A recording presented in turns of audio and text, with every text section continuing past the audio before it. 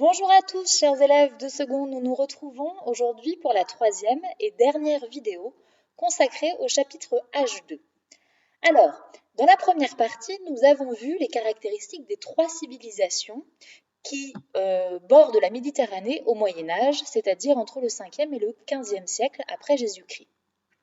Dans la seconde partie, nous avons vu que ces trois civilisations étaient parfois en conflit, violent, armés, notamment lors des conflits opposant les musulmans aux chrétiens, c'est-à-dire les croisades, mais également entre chrétiens eux-mêmes, entre les chrétiens catholiques et les chrétiens orthodoxes.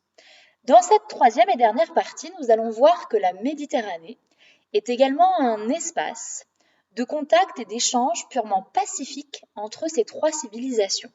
Pour débuter, intéressons-nous aux marchands et aux biens de marchandises qui traversent la Méditerranée.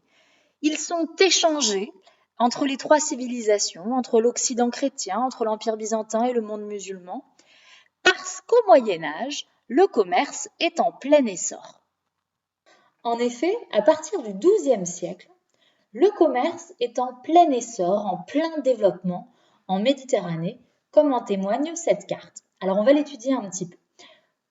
Ce commerce est dirigé par quelques cités italiennes, que vous avez juste ici donc, parmi lesquelles Venise ou encore Gênes. Mais c'est de loin Venise qui dirige l'entièreté du commerce méditerranéen au Moyen-Âge. C'est la cité la plus puissante à cet égard. Ces cités italiennes parviennent à signer des accords commerciaux avec les civilisations étrangères, c'est-à-dire qu'elles ont réussi à signer un accord avec l'empereur byzantin, ici.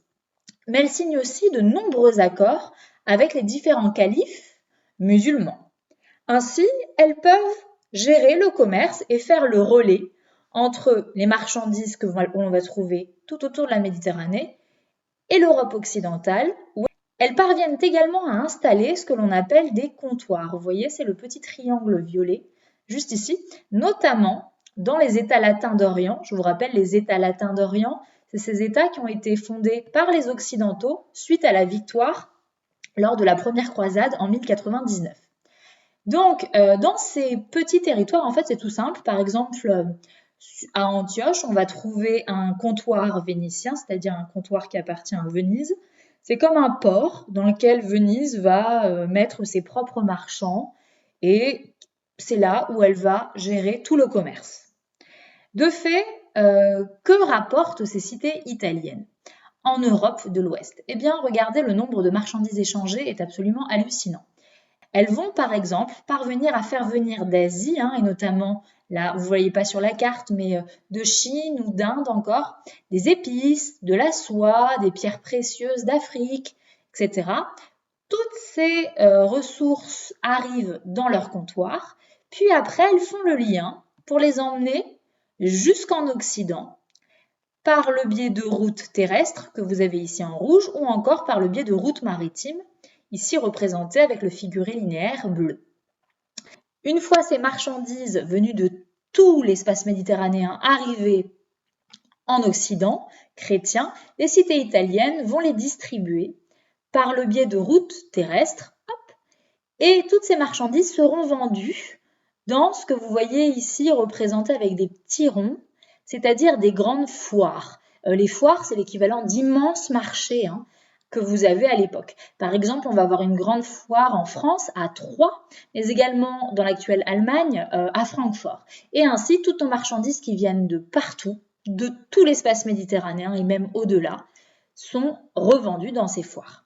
Vous le voyez donc, l'espace méditerranéen est également un espace d'échange totalement pacifique entre nos trois civilisations qui, là, ici, n'hésitent pas à échanger des marchandises, mais également à faire circuler de nombreux marchands à travers l'Occident, à travers l'Empire byzantin et le monde musulman. Deuxième sous-partie de ce grand 3, nous allons voir qu'en plus des biens commerciaux, les hommes et les idées circulent également en Méditerranée entre nos trois civilisations du Moyen-Âge, afin d'échanger, notamment au niveau culturel. Tout d'abord, il convient de souligner qu'il y a une forme de coexistence religieuse en Méditerranée. C'est-à-dire que sur de nombreux territoires, nous allons trouver des musulmans, des chrétiens, mais aussi des juifs dont nous n'avons pas parlé, mais qui sont bel et bien présents au Moyen-Âge, qui vont vivre les uns à côté des autres et donc se côtoyer. On le voit donc ici, il y a bel et bien, de fait, des contacts qui se créent entre nos trois civilisations par le biais des habitants eux-mêmes. Alors, dans le monde musulman, cette coexistence religieuse est très importante. C'est-à-dire que dans le monde musulman, on va trouver énormément de chrétiens et de juifs qui habitent sur place et qui coexistent avec les musulmans. Néanmoins, ces chrétiens et ces juifs ont un statut particulier. Ils sont appelés les dhimmis. Ce statut particulier leur donne le droit d'être protégés par les musulmans. Ils ont donc le droit de vivre dans le monde musulman sans aucun problème et en étant protégés. Mais en échange, ils doivent payer un impôt. Pour autant, cette tolérance est quand même limitée dans le sens où ils ne sont pas totalement égaux et que dans nombre de territoires musulmans, nous allons éviter que musulmans et chrétiens, par exemple, deviennent trop proches en interdisant notamment les mariages entre musulmans et chrétiens ou encore entre musulmans et juifs. Dans le monde chrétien, de fait, donc maintenant vous maîtrisez le monde chrétien du Moyen-Âge ici, cette tolérance est moins importante, c'est-à-dire que l'on va trouver beaucoup moins de musulmans installés sur place et tolérés.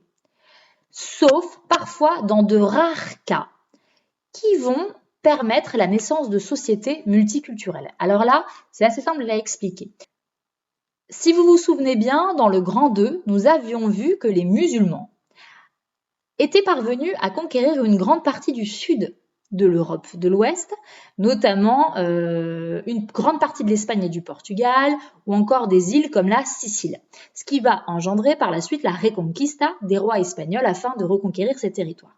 Et bien justement, dans ces espaces où les musulmans sont restés pendant des siècles et des siècles, il va y avoir énormément d'échanges, de contacts entre musulmans et chrétiens, ce qui va parfois générer donc des sociétés très particulières et véritablement tolérantes.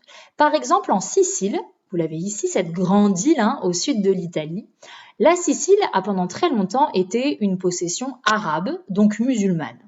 Puis les Normands sont descendus, des aventuriers normands, et ont réussi à l'emporter sur les musulmans et à prendre le pouvoir en Sicile en créant une royauté. On avait des rois normands sur place.